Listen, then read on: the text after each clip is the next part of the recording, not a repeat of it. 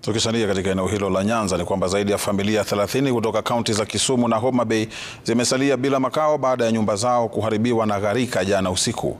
Katika kaunti ya Kisumu, familia 20 zililala nje huku mali ya thamani isiyojulikana ikipeperushwa na upepo.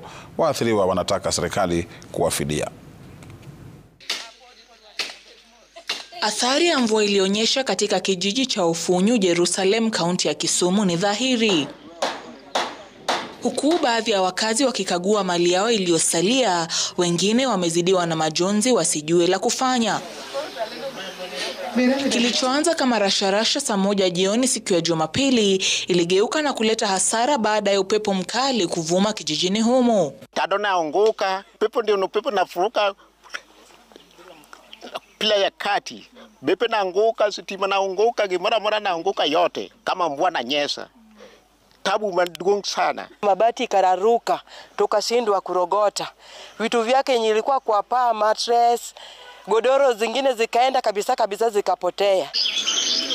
Mazao ya shambani pia yaliathirika, huku wakazi wakipoteza namna yao ya kujikimu. Hiyo mvua alikuwa mvua kali sana, lakini hapa kwetu Kano hata mimi nasanga. Kama mvua ananyesha, kila kitu anaribu kila kitu. Kama serikali anaweza kutengenezea sisi mtaro, anaweza kuwa kitu mzuri sana.